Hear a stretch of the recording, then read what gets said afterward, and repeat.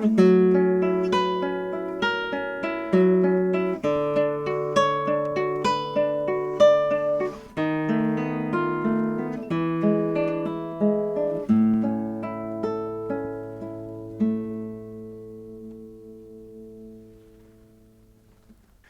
my name is Jason Olson. I'm the classical guitar instructor here at the University of Northern Colorado. And today I'd like to talk to you about better preparing Carcassi study number 3, Opus 60 in A major. This study is probably the most common piece that I hear for our auditions and as well as student recitals. It's one of the most popular pieces in the classical guitar repertoire, and I'd like to look at how to get more musical interest out of the piece. So, Landon, in classical music, it's important to understand that a composition represents more than one instrumental part. Okay, this piece, the Carcassi, can be broken down into 3 individual parts or voices. So, for example, the bass voice, which comes in on beats 1 and 4, would sound like this.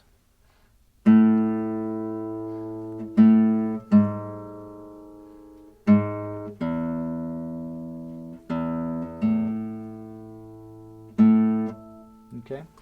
The next voice that we want to look at is what we call the melody voice, or the soprano voice, and this is the highest note in this particular composition, and this is the stem up notes in the score, and they come in predominantly on beats 2 and 3, except at the end of the phrase. So this voice would sound like this.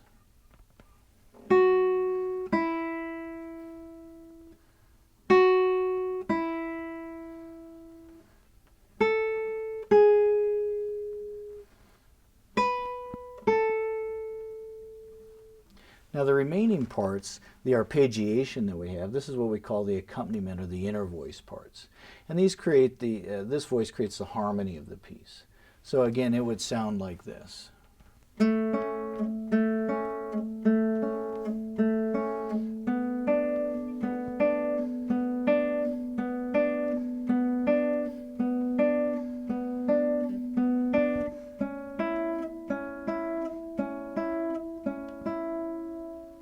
Okay, so what we'd like to do is find a way to highlight some of these voices to give a lot more musical interest to the piece. So what I hear most of the time when people perform this is that everything is performed more or less the same volume. So what I'd like you to try is play through this first 4 measures of this piece for me and just play everything with a free stroke, more or less the same volume. Okay. Okay, give that a try.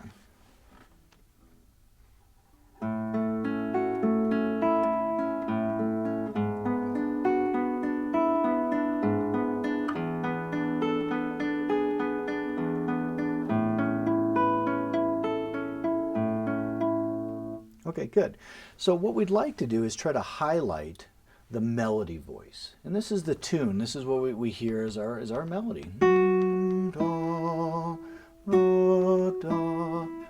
So one of the best ways to do that is actually by playing some other parts more softly. So for example, we're already playing fairly loud, so it can be difficult to try to play the melody much louder than we already are. So what we're going to do instead is we're going to try to soften the inner voices to make our melody come out more predominantly. Now I'd like to still keep a good strong bass, but we're going to try to soften the inner voices so we get sort of this effect.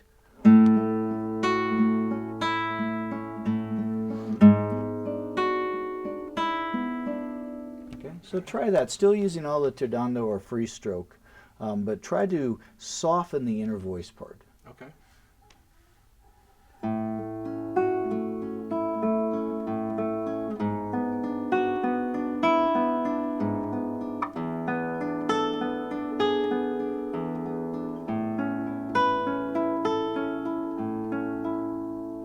Okay, good. Now, in addition to that, what would be nice is if we could use a different type of stroke to really help make that melody more expressive, give us maybe a little fuller or more supported sound. So what we're going to try for that is using what's called the appellando or the rest stroke. And what this is where we, in this instance, we'll be using the A finger. We're going to brush across the first string coming to rest on the second string.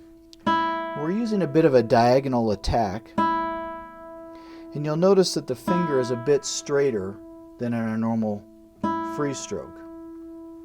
What this does is this creates a bit more of a supported sound. It can be a bit louder, but it's really just a fuller tone that we can use to highlight the melody. So if I were to demonstrate this in the first measure, it'd sound more like this.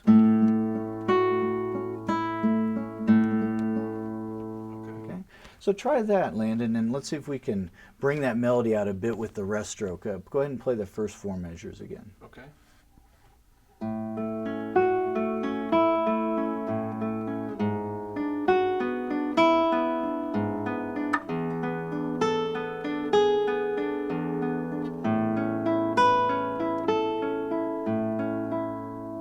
Good, very nice. Now, a variation of that stroke, which is also a very beautiful tone that we can create, is by using what's called a forward slide stroke. This is sort of a reverse rest stroke where we rest on the first string again, and we move the finger forward, coming to rest on the second string.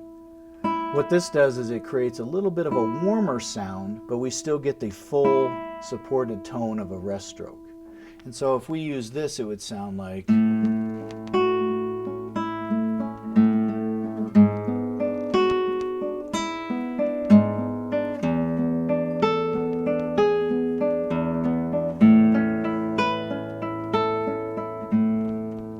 Okay, so try that. This is a stroke that you may not be as familiar with.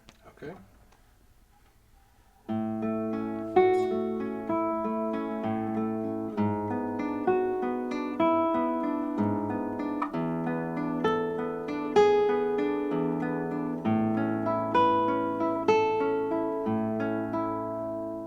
Good. Try it one more time and let's see if we can get even a little more volume out of that. Okay. Okay.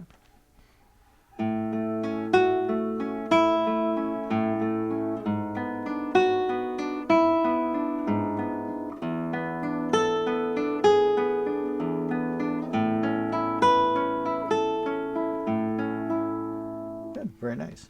Now, so what we've been able to do is highlight the melody more effectively using a better tone, a nice timbre, and also softening the inner voices so that we can really hear the melody sing over the top of the composition. There are sections where we can do the same effect with the bass voice as well. There are times when other voices other than the melody take over the melodic interest. And so, for example, in measures 5 through 8 of the Carcassi, we can hear the bass voice have a nice chromatic motion,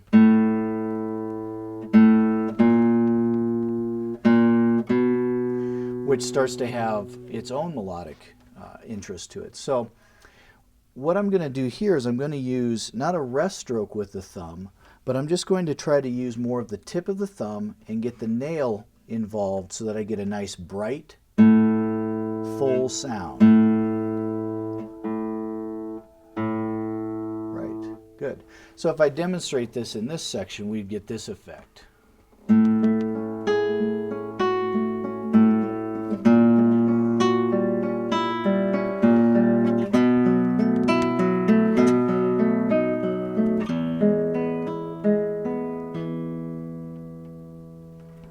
So try that a little bit. Let's see if we can bring that bass voice through. Okay.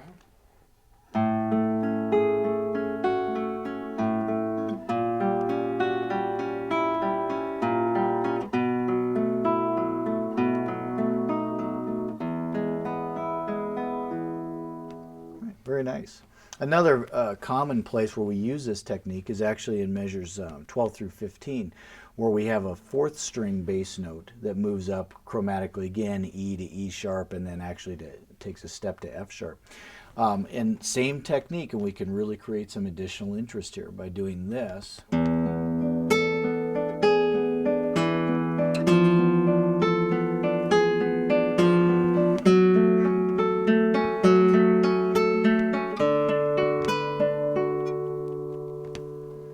Okay, yeah, try that section. Okay.